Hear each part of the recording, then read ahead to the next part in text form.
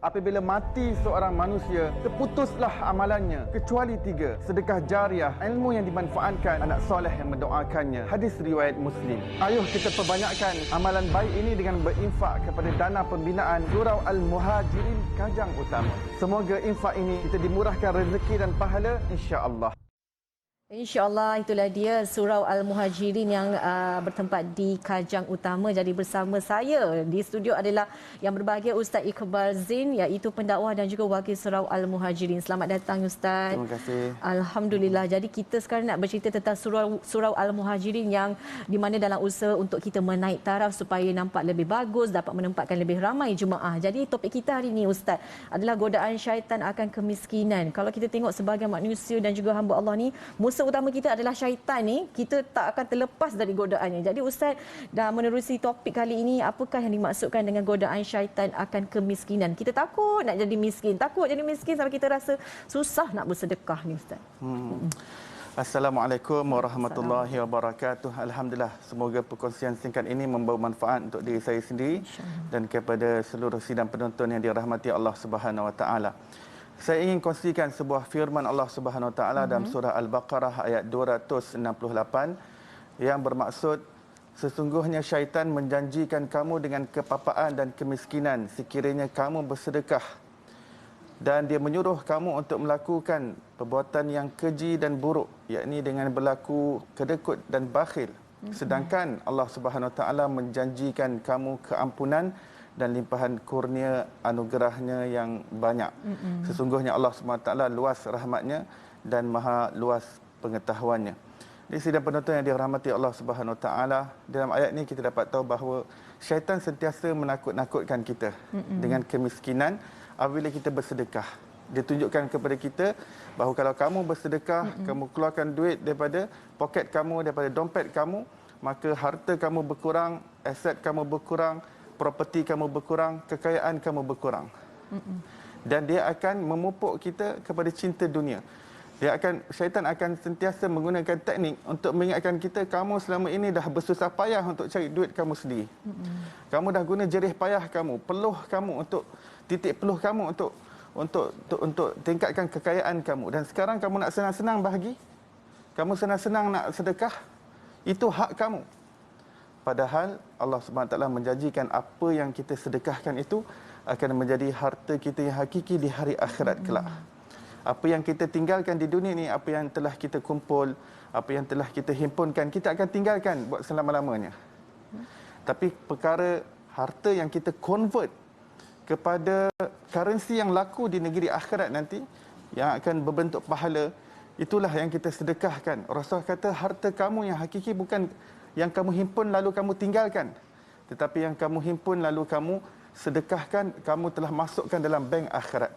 Dan demikian Allah Subhanahu Wa Taala menjanjikan suatu kurniaan yang besar kepada seseorang yang sanggup untuk tidak bersifat kedekut dan bakhil ke atas harta yang Allah kurniakan kepadanya. Ya Ustaz. Jadi sebenarnya bila dah ada godaan syaitan, kita kena cari cara nak merawatnya Ustaz. Ya, betul. Apa kuncinya agar kita terlepas daripada godaan syaitan yang selalu menakut-nakutkan kita, akan miskinlah engkau, akan miskinlah engkau kan. Jadi Ustaz, apa kuncinya? Rasulullah sallallahu alaihi wasallam mengingatkan kepada kita bahawa dunia ini hanyalah tempat kita melintas. Ianya adalah jambatan. Dan di sini Rasulullah mengajarkan kita untuk bersifat qanaah, iaitu hati yang merasa cukup dengan apa yang Allah Ta'ala takdirkan kepada kita. Kerana dalam hal keduniaan, dalam hal kebendaan, dalam hal harta, Rasulullah SAW mengajak kita untuk sentiasa melihat orang yang lebih bawah daripada kita. Kalau kita sentiasa melihat orang yang lebih tinggi daripada kita, kita akan sentiasa tidak bersyukur dengan apa yang Allah telah berikan. Kerana kita melihat ada orang yang lebih banyak harta dia, lebih kaya daripada kita, lebih mewah daripada kita, lebih melimpah aset dan juga properti kita. Tapi apabila kita melihat orang yang lebih rendah, maka di situ kita melihat subhanallah, Allah Ta'ala kurniakan aku banyak harta. Dan Allah nak daripada harta ini kita peroleh kebahagiaan yang abadi, kekayaan yang sejati yang kita nak bawa ke negeri akhirat, itu dengan bersedekah. Maka kita perlu rawat cinta dunia yang berada dalam jiwa kita itu dengan digantikan dengan cinta Allah, cinta Rasulullah dan rindu pada kampung akhirat, tempat yang kita nak pergi, dan juga bersifat zuhud dan qanaah, iaitu berpalingnya hati daripada daripada kilauan perkara-perkara dunia dan mata hati kita memandang dan menyaksikan kepada kampung akhirat, destinasi yang terakhir yang kita akan pergi selepas alam ini. InsyaAllah, moga-moga kita diberikan kesihatan terusnya untuk kita selamat di dunia kita dan juga di akhirat. Ya. Jadi Ustaz, sekarang ini dikabarkan Surau Al-Muhajirin sedang mengumpul dana untuk pembinaan sebuah masjid baru ataupun menaik taraf Surau Al-Muhajirin ini. Jadi Ustaz, bagaimana perkembangannya dan berapa banyak dana yang diperlukan untuk pembangunan? Baik, Surau Al-Muhajirin Kajang Utama bertekad untuk mengembalikan kegemilangan ummah dengan menghidupkan fungsi-fungsi surau, fungsi-fungsi rumah Allah Subhanahu Wa Taala dengan baik, dan pembinaan Surau Al-Muhajirin akan memakan belanja sebanyak 10 juta ringgit. Surau Al-Muhajirin pada asalnya telah pun dibina pada 25 tahun yang lampau. Ketika itu dengan jumlah jemaah seramai 350 orang dan banyak aktiviti-aktiviti kemasyarakatan, aktiviti jemaah, aktiviti ilmu, nikah kahwin dan motivasi dijalankan, program-program untuk anak-anak dijalankan di dalam surau. Dan semakin lama semakin bertambah jemaah dan taman-taman dan juga penempatan perumahan-perumahan juga semakin membiak, semakin berkembang pesat di sekitar Kajang Utama ini, sehingga dia terpaksa menampung 2,500 jemaah dan akhirnya semakin berkembang pesat pembangunan dan sehingga jemaah melimpah ruah ketika solat Jumaat dan lain-lain. Maka AJK, pihak Surau Al-Muhajirin Kajang Utama memandang ada baiknya untuk kita membina untuk masa depan, untuk membina yang boleh menampung 4,000 jemaah yang selesa untuk jemaah datang supaya tidak lagi melimpah ruah.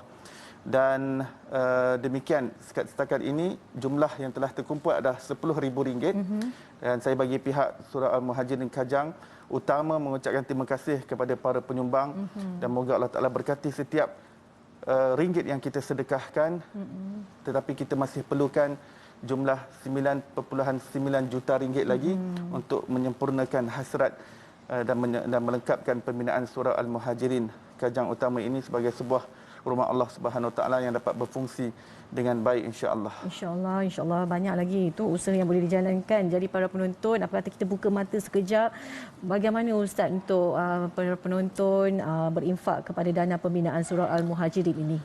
Baik, kepada sidang penonton yang dirahmati, yang diberkati dan dilindungi oleh Allah Subhanahu Wa Taala sekalian, kepada yang ingin menyumbang dana supaya ianya menjadi harta kita yang hakiki di hari akhirat kelak, anda boleh menyumbang kepada kepada akaun Surau Al-Muhajirin Kajang Utama seperti yang tertera di kaca TV anda. Anda boleh ambil gambar dan juga snapshot, screenshot, dan kita terus menyumbang dana kerana syaitan antara teknik dia akan melambat-lambatkan kita. Bila kita ada niat nak bersedekah, dia akan lambat-lambatkan nanti dulu. Lama-lama kita terlupa nak bersedekah. Maka kalau boleh hari ini insya-Allah apabila kita sudah berniat bersedekah, kita terus bersedekah di jalan Allah Subhanahu Wa Taala. Moga Allah Taala berkati kita semua, insya-Allah. InsyaAllah. Jadi kita nak ucapkan terima kasih ya kepada Yang Berbahagia Ustaz Iqbal Zain, pendakwah dan juga wakil Surau Al-Muhajirin. Jadi kepada anda sama-sama kita memberi bantuan sumbangan kepada masjid ini yang mana perlukan 9.9 juta lagi ya, Ustaz. Jadi kepada anda nombor yang tertera di kaca TV kalau ada rasa benda nak tanya ke apa ke dengan Ustaz kan, seperti yang ada di paparan TV sekarang ini. Terima kasih sekali lagi Ustaz. Sama-sama. Jadi kepada anda sama-sama kita salurkan sumbangan ini dan lembutkan hati kita untuk kita membantu mereka memenuhi masjid ini yang nak memuatkan seramai 4,000 jemaah ni ya, insya-Allah. Jadi apa kata kita saksikan paparan ini dan juga terima kasih Ustaz. Sama-sama. Apabila mati seorang manusia, terputuslah amalannya kecuali 3: sedekah jariah, ilmu yang dimanfaatkan, anak soleh yang mendoakannya. Hadis riwayat Muslim. Ayuh kita perbanyakkan amalan baik ini dengan berinfak kepada dana pembinaan Surau Al-Muhajirin Kajang Utama. Semoga infak ini kita dimurahkan rezeki dan pahala, insya-Allah. InsyaAllah, insyaAllah. Jadi sama-samalah hari ini. Banyak sangat sebenarnya benda yang perlu kita lakukan sebagai umat Islam. Banyak peranan kita. Kalau kita tengok hari ini, dah masuk beberapa hari lagi untuk kita melangkah ke bulan Ramadan. Jadi ini adalah antara usaha kita di mana bulan Syaban ini adalah bulan untuk kita training diri kita, untuk persiapkan diri kita untuk melangkah ke bulan Ramadan. Jadi amalan pertamanya, kalau kita rasa susah sangat, kita nak buat macam-macam ibadah, antara amalan ibadah yang boleh kita lakukan yang paling senang adalah bersedekah. InsyaAllah. Terima kasih kita ucapkan kepada anda semua yang telah bersama kita daripada pukul 7 pagi tadi sehingga sekarang. Jadi semoga dipermudahkan segala urusan anda dan juga urusan Talib yang sedang melakukan kerja ataupun tengah drive ke balik ke pejabat kedua dia kan. Jadi anda juga semoga dipermudahkan segala urusan, diberikan kesihatan yang baik pada Allah dan dilimpahkan rezeki yang melimpah ruah hari ini, dan anggaplah kerja itu sebagai ibadah, sebab hari ini hari Isnin, jangan anggap Monday blues. Okey.